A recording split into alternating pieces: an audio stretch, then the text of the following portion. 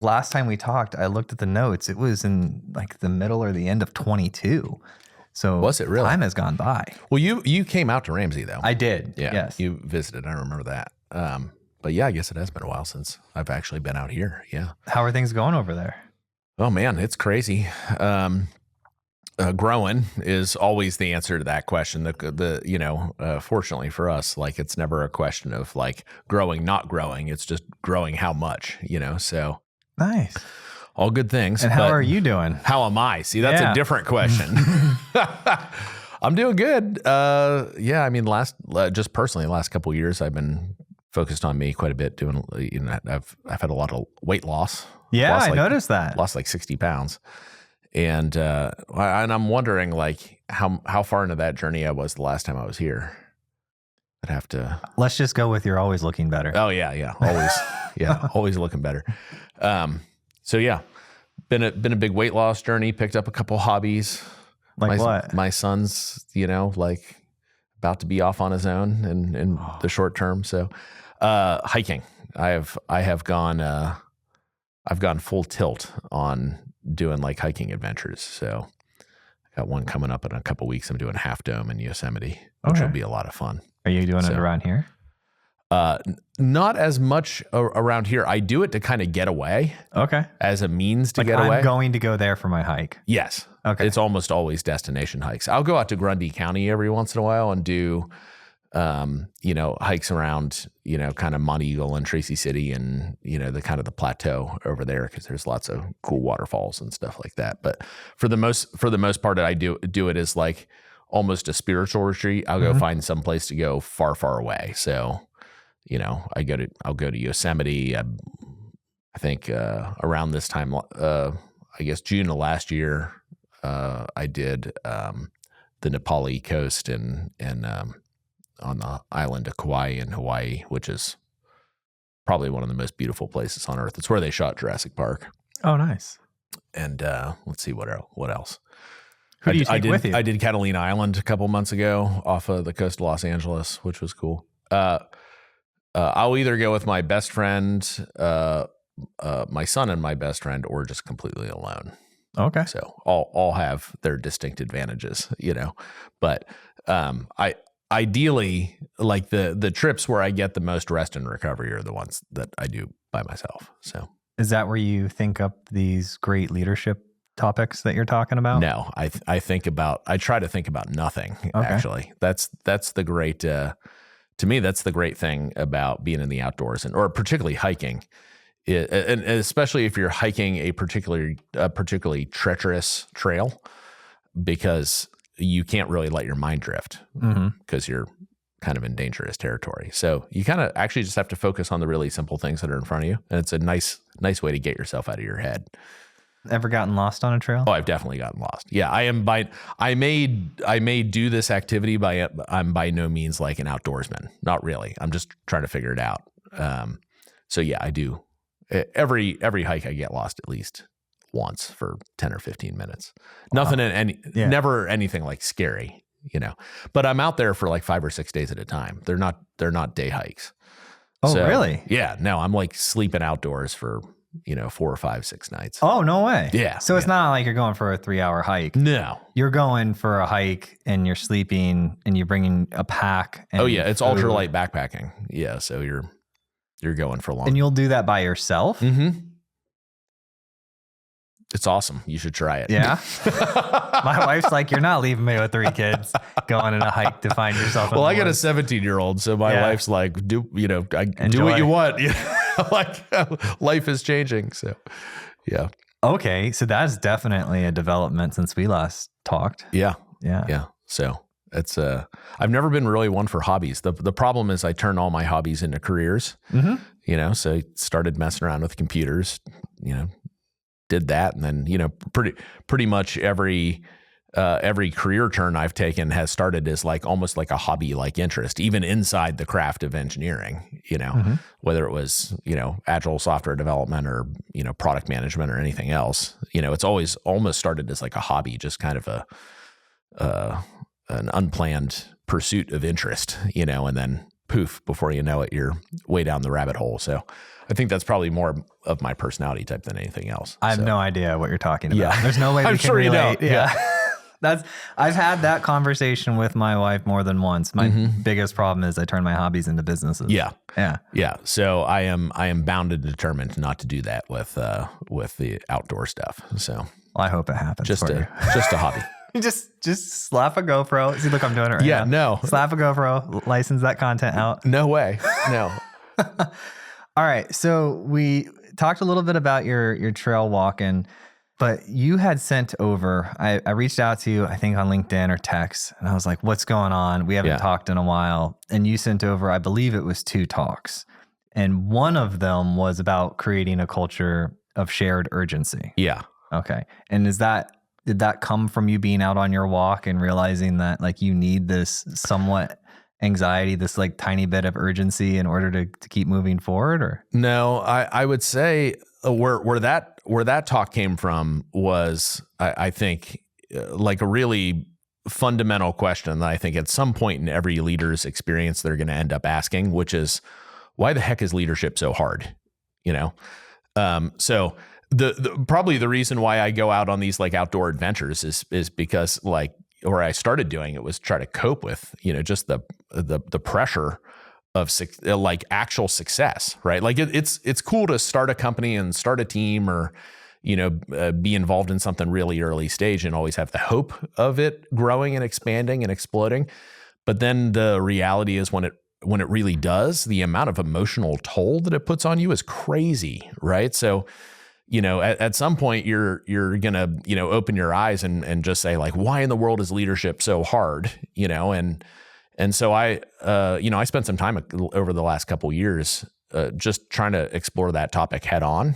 And, because it's not always hard. It doesn't always have to be hard, and, I came across this kind of idea of shared urgency as a response to that, because my experience as a leader is I was walking around every day, like just feeling like the weight of the world was on my shoulders. Like I was doing it alone. I was all by myself because, a leadership position, and especially the kind of leadership position, here, this audience, chief technology officers, you're kind of at the top of the pyramid, right? And it's a very isolating experience. You're around a lot of people all the time, but you're alone largely because you can't talk to them about a lot of the pressures or things that you're going through. And so what I started to realize in my leadership experience is like, hey, this thing's really hard. I have to start figuring out how to like lower the stress of it, and where I kind of got in the journey was that,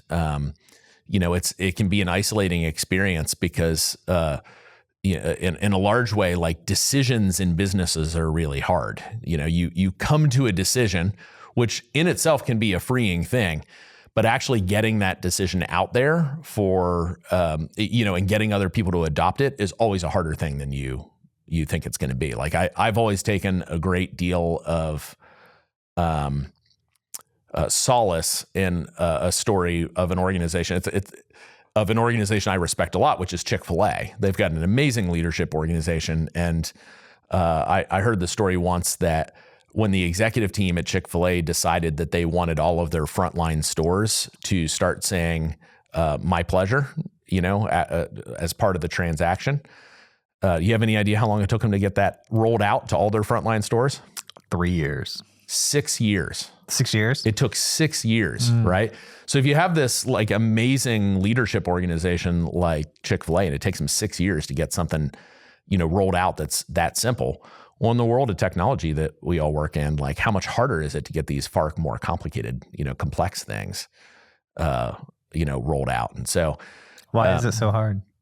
Well, I think that's kind of what the talk that I sent you addresses, which is, I have had to learn as a leader to, when I make a decision, to have expectations tied to them. And my expectations are pretty simple, but the reality is I've spent a really big part of my career like not actually speaking those expectations to anybody. So they kind of hang out there in that unspoken expectation space, which is not a good thing. And for me, decision making has started to become real simple, which is, if a decision is out there, or I put a decision out there, I make a decision, and in terms of my team, my most direct team, they've got choices they can make. Like they're either going to agree with that decision because it resonates with them and they're, they kind of naturally align with it, or they're going to disagree with it, which is equally okay, right? Like as leaders, we should invite disagreement. But where my expectations are is if somebody agrees with me, I expect them to act. And if somebody disagrees with me, I expect them to argue. So this principle started to emerge that I started using on my team of act or argue. And if you can manage to like occupy that space, your experience as a leader is going to be great. But the problem is that the reason why leadership is so stressful is because in most organizations, on most teams, in most leadership environments, it's not just a two-dimensional decision. There's a third dimension to it. And it's that third dimension that can make leadership a pretty miserable experience, which is some folks will choose not to act. They'll choose not to argue. What they'll choose to do is actually just ignore the decision. And we would all like to think that as leaders, that does not actually happen. Because we said it. Yeah, because we said it. It was discussed in the meeting. Everyone shook their heads up and down. Yes. And Yeah. The whole the whole head nodding thing is a whole different. That's a whole nother topic. If you're a leader in a room expressing something, you have a bunch of people nodding their head. That does not mean they agree. It just means they heard you, right? So I have tried to move into a culture of leadership where I've made it really clear to everybody, hey, listen, you don't have to agree with me. That's okay. You can disagree. Disagreement is just fine. Agreement is preferred, but if you disagree, that's just fine. But if you disagree, you have to argue. You have to constructively engage in the conversation, because if you don't, and you just kind of hang out in that space of ignoring, I call folks that hang out in that space of just ignoring, I call them energy vampires. Because if you're in a situation where leadership above you is giving you some sort of direction or some sort of plan, and you're just ignoring them, whether you realize it or not, you're just actively drawing the life energy out of that leader. Like you're slowly killing them, And so as a leader, you've got to actively fight against that. That it's become a socially acceptable thing to ignore, decisions. Yeah, you just go to the meeting, nod your head, and then continue on with the things that are quote unquote important, and do what's important to you. Yeah, and that's a really unhealthy way to participate in a team. I can feel it when it does happen. I'm like, I feel like everybody's just agreeing so they can go about their day. Yeah. It's kind of terrible. It is. And so I typically get self-reflective. I'm like, all right, where did I go wrong? Was it timing? Was it the way I presented it? Was I not clear about like the definition of done? Or, I go through my mental checklist. Well, and I mean, all that illustrates is you're a really empathetic person. I'm the same way. And I would say that by my nature, that's how I react too. But particularly when things like start to, you have some success, things start to scale up in a big way, and you're not spending regular time with your team. You're spending regular time with your team, but your team's too big for you to regularly spend with all of them. Like if I couldn't have lunch with everybody on my team in 3 years if I wanted to. Right. It's a pretty big cafeteria. It is a big cafeteria.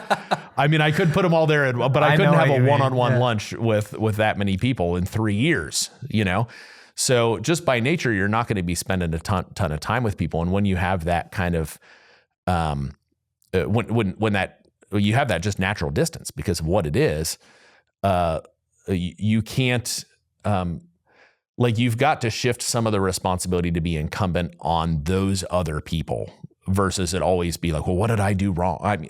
You always want to maintain a level of self-awareness and a high level of ownership around things that you could have done better. I'm not saying not to live in a growth oriented mindset. But what I mean is like, you actually have to expect things of other people at a certain size. You've got to be able to say to people like, obviously, we're not all going to have a one-on-one meeting with each other this week, right? So if you've got a problem with anything that we're saying or doing, like it's incumbent upon you to actually be courageous, step up and speak up, and then really your responsibility as a leader is to foster an environment where that's safe and okay to do, if you don't actually foster that environment of creating some shared urgency, and the way I kind of define it is, shared urgency is a commitment to, to kind of, it's a commitment to courageousness, that you're going to act and argue, in decision making. So signs of urgency would be that people are either doing the act or argue, or is there another way that if you walk into a team, let's say you've got your team, but let's say I bring you over to another company. Right. And does this have a lack of urgency? How would you identify that? Well, so when I do the actual like stage talk on this topic, I've got a drawing where you do like 4 quadrants and you do some personas and you kind of talk it through that way. But, you can actually measure people's likelihood to act and their likelihood to argue. Okay. And so for example, you could observe someone after working with them for a little while and you could say like, well, this person's like, they're pretty likely to act, but they have a very low likelihood of arguing. And if you were to encounter somebody like that, like there are some specific things that you can do to actually coach them, So I actually see those two as kind of like variables, act and argue. So you'll have people that are inclined to act, but not inclined to argue. You'll have some folks that are, the flip of that. They don't really like to act, but they're highly inclined to argue. And then obviously the other two, like, act and argue are both strong and act and argue are both weak, But, depending on the characteristics of the person, like there are some very specific ways that you can kind of coach out that behavior. But that's on an individual basis. I think the thing that you were asking about is more of like a company-wide behavior. I would say as a generality, like if you looked at companies as a whole, the vast majority of corporate America has a shared urgency problem. In fact, the vast majority of all companies have a shared urgency problem, Can I tell you that I fully agree with that statement? We sell into businesses. Yeah. And sometimes I just sit there after the call and I ask myself, how did that company get that big? Yeah. Oh, well, a little tangential to this idea that we're talking about, I'm not a big fan of the idea of like labeling things, generationally and stuff like that. Like you'll hear people like wail on millennials or whatever, and that kind of stuff is annoying. But I will say that there have been some shifts, particularly in our space, the software development world, in the last 20 years that have been really interesting. Mind if we talk about it a little bit? Yeah. So, like when I got into software development, I remember, I got into it. Like I never asked like, what does this pay? What are my opportunities for advancement? Like those ideas never entered my mind. I was just a computer nerd. I was like enthralled by the possibility of like manipulating a computer. It was just fascinating to me, back in the 90s. And to me, like those first and early experiences I had where I got to like mess with something on a computer and got it to do something were like mind blowing. Like a lot of those moments are still like etched into my brain. Right. And, so when I got into like the commercial world of software, I still wasn't really like success minded or money minded or advancement minded. It was all just about the sheer innovation of like getting out there and trying to do something new. And that, fortunately, life becomes more complex and you think about those other things, with time. But I've been very fortunate that my motivation has always fundamentally been around, using technology to make a difference in the world, right? And the big shift that I see happening in technology right now is the same shift that I imagine probably happened in the world of law and happened in the world of medicine.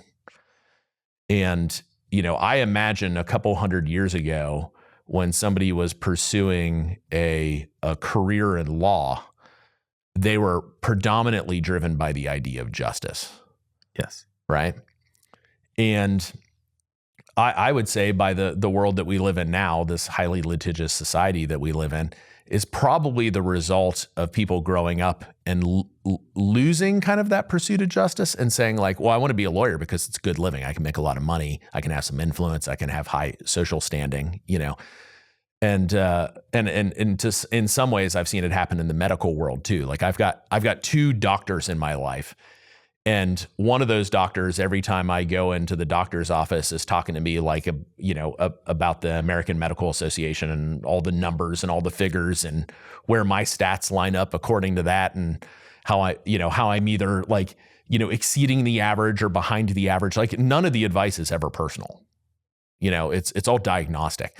And then I've got this other doctor, this chiropractor, who the first time I showed up to his office, and I got out of my car, I noticed he was like peeking at me through the shades. And he watched me get out of my car and walk into the building. And when I walked in, the receptionist said, "Oh, hey, we'd like to check you in." And he was like, "We'll do that later." And like literally grabbed me by the arm and pulled me into the back. And he's like, "Okay, this is what I noticed how you were walking when you walked into the building." Right. And like this particular chiropractor, I'm not saying this about all chiropractors, but this particular chiropractor that I have, like I think of him more as a healer than I do a doctor. Mm-hmm. In the same way that I might think about some lawyers as a lawyer that's predominantly like motivated by justice instead of like, policy, right? And what I see happening in our space right now in engineering, I think is that same metamorphosis that's happening. The folks that were drawn into this industry because they wanted to use technology to make a difference in the world, that motivation is starting to shift. And what you're seeing is people come into the workplace who are predominantly motivated by money, influence, and power.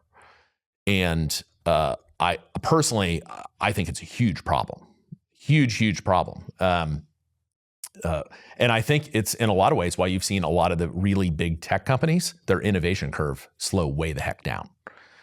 Whether it's Apple or Google or, there are some interesting things happening at those companies, but, and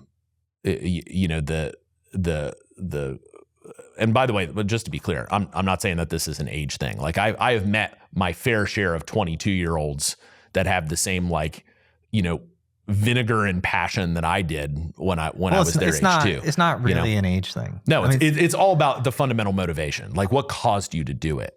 I meet people, and I had the age thing in my head, and yeah, it is a trend and it can describe large amounts and it does work some of the time, but you really sell yourself short if you don't take each person for an individual on an individual basis. I've met 60 and 70-year-olds who think as sharp as 35-year-olds, and I've met 35-year-olds who are thinking like 12-year-olds. One of the great mentors in my life, he is probably creeping up on probably 70 years old right now. When he retired as the head of North American sales for Microsoft. And you might think like, well, Brendan is a software engineer. That's a pretty weird mentor to have, like head of sales. To this day, you can still write code faster than I can. It has nothing to do with age. In fact, some of the highest potential software engineers I have on my team today are within 5 years of graduating college. I mean, they're just amazing, highly motivated, ridiculously hungry people, But when you're talking about like the average that exists out there today, I think I see over and over and over again in the interview process that what people are motivated by today is very different than what people were motivated by in the past. And it's actually sad for them because the reality is they're going to get a very different outcome in their career than I've gotten, right? Like, you're not going to have the same kind of, forward motion and excitement and monetary benefit in your career if you're just like showing up every day and trying to walk out the door the first moment that you can, and that you're not really passionate about the problems that you're solving and you want to push the envelope forward, like you're not going to get all those benefits. What motivates you today? Same thing. Today, I've become more aware of, so I would say 20 years ago, I was a technical guy in search of a problem. And today I am a problem guy who knows how to leverage technology, but the motivation's still the same. Like I've always been fundamentally fascinated by the human condition and how technology can kind of reach into that world and make a difference and an impact in people's lives. Like for years, I worked in entertainment. And when I worked in entertainment, it was about, really entertainment at its core is really like how to encourage someone, and bring some light into their life. For me now, really, I'm far more interested in kind of the more, almost scientific process of actual material life change, and both of those things can look kind of similar to each other, but the problems I'm interested in solving now are still the very similar problems to what I wanted to solve in my 20s. But like, how do you fundamentally make a difference in people's lives? Not as easy as people think to do with a 5-inch square of electronics, or a rectangle of electronics. We call it a glowy rectangle. A glowy rectangle. My wife's there right. you go. We put down the glowy rectangles. Yes. The all-knowing glowy rectangles. You just put them down and have some human time. So last time when I went and had lunch with you, first of all, everybody that I met, I think I interacted with 4 or 5 people, super sharp on top of it people. So that always is a good sign when I get to meet other leaders and their teams are like really bright. But then you had also said that there was this release of these new characters essentially coming to the Ramsey companies. And I think Ken was there when I was there. He's been there for several years. But you mean our personalities? Yeah, your personalities. Yeah, personalities. Yeah. So what new personalities? I would love to call them characters, by the way. I don't think they would like that, but I may just do it anyway. They are characters. They are characters. Yeah, they are. But yeah, we call them personalities. Personalities. Yeah. Okay, so who? Just maybe 1 or 2 of the new personalities at Ramsey Company. Oh yeah, I mean, all of them are fantastic, but I think the one that people would probably be most likely to have heard of most recently is John Deloney. So, what Ramsey is known for traditionally is, helping people make better money decisions. And when we look out into the future, the reality is that, people need a lot more help in their lives than just with their money. I mean, money is one of the key things. But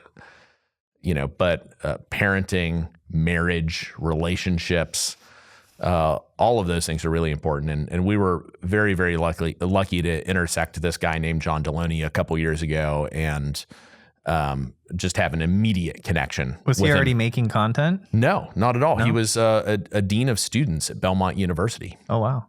And but a brilliant communicator. In fact, we invited him to come share kind of an encouraging message with our whole team at one of our team meetings. And like he was, I think he just kind of gave us one of these stock speeches like he would give to like a group of like incoming freshmen or something like that. And I mean, we're all like on the ground afterward. I mean, he is such an amazing, compelling speaker, and all of our personalities are that way, but we're just talking about him for the moment. But John came on board, and he came on board about 6 months before COVID started, which I think was a real godsend. And he kind of took a little while to just like figure out like, okay, I'm going from a dean of students to like a guy that makes content. And then right as I think like that all clicked in, then you had COVID, which honestly, if that's not one of the most challenging emotional times in our society from a mental health perspective, I mean, I don't know what is. I don't know. Hopefully we'll never have anything like that ever again. And so that's where he cut his teeth, is in the moments of like answering really hard questions. So, he did something a little unusual. He started an actual live call-in show, which is not what people are doing nowadays. Everybody's doing podcasts and things like that. And those mediums are awesome. But when you actually do a live call-in show with people that are having like real life, relationship challenges, marriage challenges, Delilah. Yeah. You said it, I didn't, but like an actual real live call-in show where people are talking about issues they're, having with their kids not being in school and mental health issues and stuff. I mean, for people listening that haven't heard the John Deloney show, go listen to it. I mean, it's I'm not just saying that because I work with John.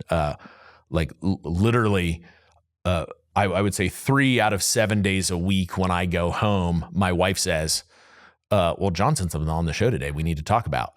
And, she listens. Oh yeah. Oh wow. She's like, she's a definite fan I'm a fan of the show too, but I mean, she's like a hardcore listener. And so, and it's funny when you work with the guy, like you go sit down and have a meeting with him, and like 3 hours later, your wife's like, you should listen to him more. He's smart. Oh yeah. Kind of sets up a little bit of a weird dynamic, but that's okay. It's all good. He's amazing. But yeah, John's absolutely amazing. We've got George Camel, who I haven't heard of him. George has been starting to do more of our money content. He's sitting alongside Dave Ramsey. And is he a younger guy with a beard? Yeah, he's actually not as young as he looks. But he does look a little younger. Yes, he does look younger. Yeah. Jade Warshaw, who is kind of the newest member of the cast. And man, I mean, yes, I just looked him up. That guy? Yes. I've been seeing him in clips like crazy. Oh yeah. I mean, the whole clip world, whether it's, YouTube Shorts or TikTok, loves George Camel. I know. One thing I just wanted to touch back on. So, our youngest son is special needs, Down syndrome. Okay. And he's 2. And we have TEIS, Tennessee Early Intervention Services. Yes. So 3 times a week, he has some form of OT or PT or follow-up, something like that. Yes. To make sure that he tracks in progression. We've had a number of conversations with for lack of a better term, I call her the TEIS girl. Yeah. That comes over to our house, Kelsey. She's amazing. And we've talked with Kelsey, and she echoed the same sentiment about COVID as you did. Okay. Because they study early childhood development. Yeah. And there is a massive epidemic of speech delay, because kids were not around other kids learning to speak. And so there's just like so much of their caseload is related to delayed speech. Yeah. And I mean, there's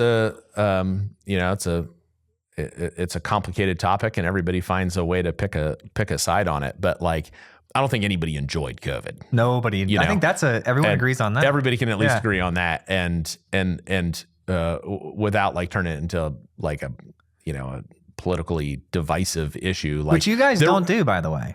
When I asked you about like politic personalities and stuff, you're like, yeah, Dave Ramsey's company doesn't do that. Yeah, we won't. Listen, it's impossible to have people who talk for a living that are not eventually going to like reveal their political leanings. Like it's pretty impossible, right? And we're not a shy about it or ashamed at all. Like we're very very forward about the things that we believe as an organization. But I do think we draw the line at like actually doing a show around politics, or Daily Wire's got that covered. Yeah, Daily Wire's got that got that nailed, and they're just down the road from Franklin's us. Becoming I know, man, a hotbed for media companies. I know it is. I mean, it has been for a long time. I moved to Nashville in the 90s, and it was then, and now. Oh yeah, I mean, every record label in the world practically has an office in Franklin, Tennessee. So, but now it's getting more into broadcast media and, influencers, and, you can't go grocery shopping nowadays without bumping into somebody you've seen on TV. It's pretty crazy how it's changed over the years. But I mean, we've kind of like, I don't know that this will be the decision forever, but I've certainly never been part of any conversation where we were like, oh, let's get into politics. Like, every time anybody ever brings up like getting into politics, with like, if you hear a fan or whatever say to Dave, like, oh, when are you going to do a thing? And he's always like, nope, not going to do it. So, but you are getting into AI a little bit. I want to briefly touch on this AI voice of Dave Ramsey. What's going on with that project? Oh yeah.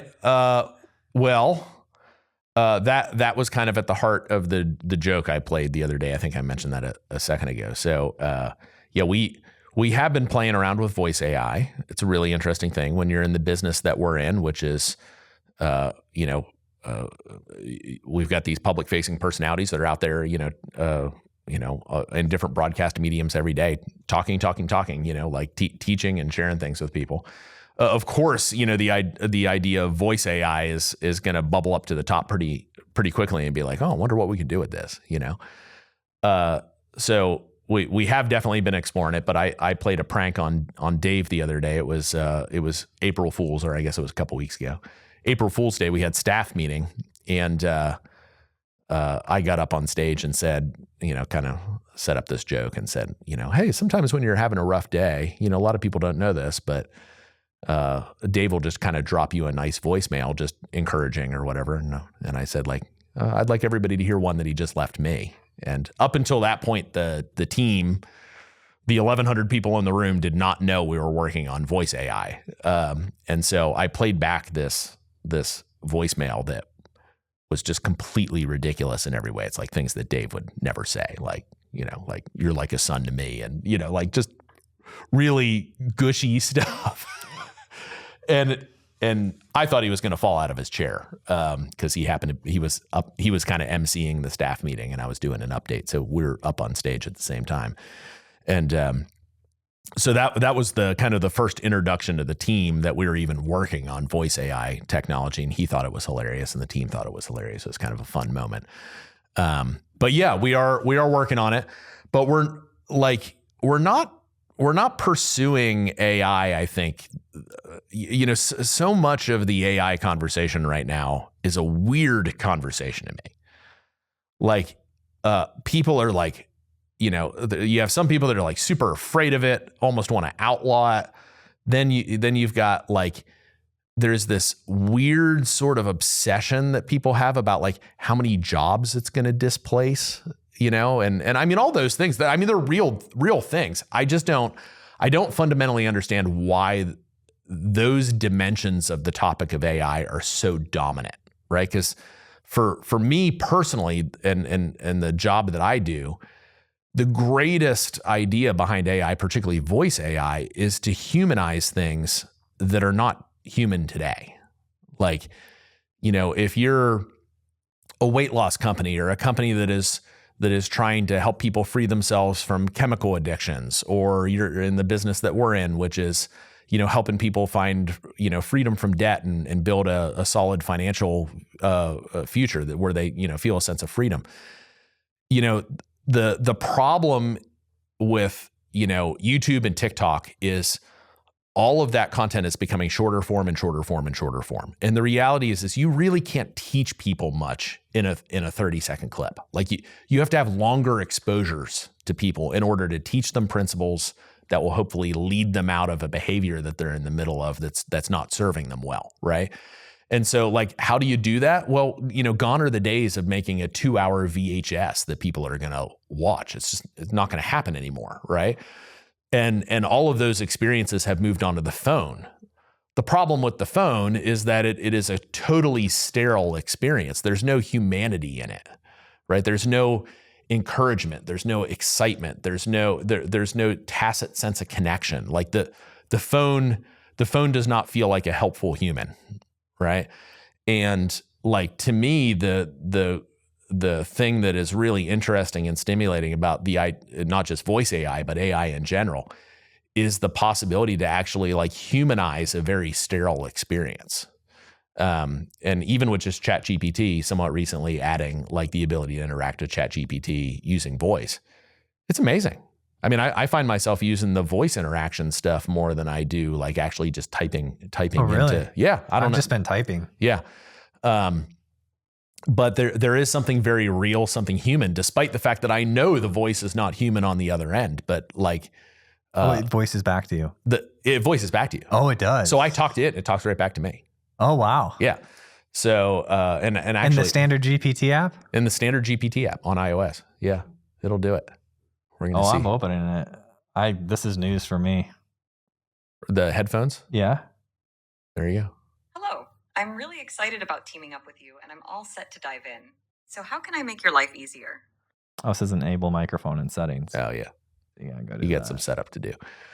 But, that right there, I mean, that's just the initial foray, right? Mhm. But, let's say that you were really stressed out about money and, you're overwhelmed by school loans. When your school loans got kicked in after you graduated from college, you realize, oh man, this fantastic job I got, I'm not making enough money to cover my school loans and all my expenses and kind of living the lifestyle I want. And I feel like I'm starting to drown in debt and I really need some help. And you tell yourself like, hey, I need a budget, right? So you go to the iOS app store and you start searching around, you find this thing called EveryDollar, which is our budgeting app, right? I think now, I don't know, 12, 13 million people, have used the platform. And you go in there and you create yourself a budget. But man, wouldn't it be awesome if, every day when you were driving into work that you could get like personalized, tailored advice from a Ramsey perspective on where you could be making better budget decisions from that EveryDollar app. Like while I'm driving in, like, hey, looks like you went to Chick-fil-A like 19 times in the last week, and Starbucks, and did you really need to spend that amount of money? Whatever. Where we could begin to interact with consumers in a way that felt like a helpful human and not just a sterile budgeting experience. Because you don't even need AI to do all that analysis, but you certainly could use AI to do that kind of analysis on somebody's, budgeting data. And so to me, those are the really exciting things. Like how can I've got like a secret spreadsheet where, I know the 272 strategies that Dave Ramsey uses when he financially coaches someone. Like if I could take that and combine that with a large language model, and then be able to feed in people's actual real budgeting data and give them a voice-based interaction with Dave Ramsey himself on their specific financial situation and real actionable things they could be doing today, tomorrow, the next couple months with their finances to help kind of get to the place of freedom that they want to. I mean, that is an absolutely mind-blowing use of that kind of technology. But we're all caught up with worst case scenario stuff, which is not to say that we shouldn't ever talk about that either. But as technologists, we need to see like the bright side of it and the dark side of it and kind of like manage both. But I'm far more fascinated by the potential of that technology than I am worst case scenarioing things. We'll let Elon Musk do that. I'm optimistic in general. Yeah. I think the biggest issue that we're going to have is simply the conversion. So, for example, the horse and the car situation, there was like a long period of time. I think it was like a year or 2 or 3 for that transition to take place because of the physical limitations of people getting things and making things. Well, now I believe entire industries can consolidate overnight, or entire job functions can consolidate overnight, and just wake up tomorrow and now it has this new capability that everyone can immediately access that day, which will result in job loss to some degree, and then we have to figure out how to repurpose those lost jobs into the new things. And so that's the system, and it's true, and it's been going on through time. The new things come, and then it's just accelerating. It is, but I mean, look at the Industrial Revolution. Like, sure, that decreased the number of people that were like, chiseling rock and laying brick. But the Industrial Revolution created more opportunities than it diminished, right? And when I look at the world of AI, I think the same thing. Like even as software engineers, our world's going to change. Like look at what GitHub has done through Microsoft and by extension OpenAI with all this code completion stuff and all the cool. All of us can just kind of imagine where that's going to go. And sure, as a software engineer, I mean, I've had people that are like in code school right now come to me and say like, should I even be getting into this field? I'm like, of course you should be getting into this field. Like, when I got into this field in the mid 90s, the number of people who were employed to go, hang in a basement for 8 hours a day in server cages, like managing physical servers, the number of those people were almost as many software engineers that were in the market. And now we have Amazon Web Services, and almost all of those jobs are gone if you don't work for one of the cloud providers. And I have not heard of a single systems engineer that's like out on the street. You know, they've all found a way to, at least the good ones, right? There's probably some percentage of everybody in the technical field that probably needs to like go find something different, you know, but the really good ones find a way to adapt. And I think engineers will do the same thing. I think everybody's going to do we'll just adapt. We'll find a way to use it as a tool, and we'll adapt. That's the human way. Yeah. Yeah. And then as the pain becomes greater, we'll figure out how to handle certain situations. Like what do we do with those people if we are at the point where we wake up and there are 2 million people out of a job tomorrow because of a feature? Do you think we're like in a Wall-E situation, or do you ever get concerned about that? Like, no, again, I'm very optimistic. Yeah. I think that the problem that we'll face is the acceleration of the consolidation of specific functions. Yeah. I think it's still going up, and I think we can wake up tomorrow and, you know, have you seen those, like the AI salespeople now that they're coming out with? No. It's getting good. The technology wouldn't have to be much better for me to like it more than human salespeople. It's getting really, really, really good. I Yeah. listened to an AI make a sale from nothing. Really? From a cold call to a sale, making jokes. Yeah. There's videos of it. Really? Yeah. And seriously though, how many CTOs do you really know that pick up their phones when salespeople call? Well, I'm talking about sales in general. Yeah. Oh, just sales in general. Not selling to a CTO. Oh, okay. Okay. I was I'm just like, talking about, yeah. my ringer is permanently turned off. Right? I am in do not disturb 24 hours I am a day. too. Yes, I am too. Yeah. I like to use my phone, not let my phone's notifications use me. Yeah, that is true. Yes. But that's interesting. So you weren't talking about in the domain of our world, but just in general out there, you've seen some interesting sales stuff done. Yes. Okay. Yes. And to the point where, you know, it's been 3 years and first you see it and you're like, oh, no, not really. And then you're just like, oh, that's actually pretty good. And then you watch it actually do it and you're like, well, I guess it's by all measures it's here. Yeah. I mean, it's made the sales. And then they were showing, this company that built this technology was showing how many millions of dollars this tool made by calling people and selling them over the phone. Really? And I was like blown away. So then I did my BS analysis, and they had gotten like, after they had success, they had raised like, I don't know, $100 million or something. Yeah. Something enough to know that the firm looked into it before writing them the check. Right. You know, they did their due diligence and the thing's actually making sales and working. Yeah. And then they're just customizing it. And yeah. So, I mean, it's out there and it's happening. Yeah. But again, I'm not a fear person, because the thing is, money is the way that humans exchange value with one another. Yeah. Humans are not going to stop exchanging value with one another over time. Yeah. What's going to happen is that value is going to change. Yeah. The value from, you know, fixing the horse to fixing the car, or fixing the car to fixing my spaceship. Yeah. Right. Like it's going to. I love that that's the leap you made.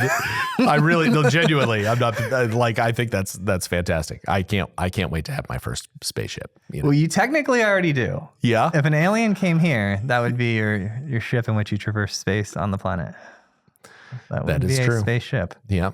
I'm still on a waiting list for one of those flying cars. Are you one of the Tesla flying I don't know cars? if it's the Black Fly. Oh, okay. Which was like the first one. I guess a couple of the Google guys invested in it pretty early on, and at least I think I'm on the waiting list. I've seen a lot of. I mean, it's been like 4 or 5 years. I've seen a lot of the drones scaled up. Like if you imagine a DJI drone. Yeah, that's what this is. Scaled The up. Black Fly was like the first one. I think it has like 6 rotors on it or something like that. But yeah, it was the first one that kind of at least hit the YouTube world as like, oh my gosh, this is actually coming, right? Yeah. It still hasn't yet. But what happened to Uber air taxis? Did that become a thing? They were building, did you hear about that? Yeah, I did hear about that. They were building the giant platforms, I think in Texas and somewhere else to do air taxiing. That's all FAA regulated. So, it's going to move at the speed of government. So however fast that happens, I guess. Yeah. Yeah. But we know that our government's known for being expedient and competent. Yeah. So I mean, it's been 25 years since cookies came out, and Congress has just recently taken interest in them. So, we'll yeah. Yeah. So, the privacy debates are starting to kick up now, and, you're like, oh, okay. Yeah. 25 years. Yeah. Well, we did it, man. We made a podcast. We did. How do you feel? That was the fastest hour of my life, maybe. That's a compliment. Yeah. You make it easy. Yeah.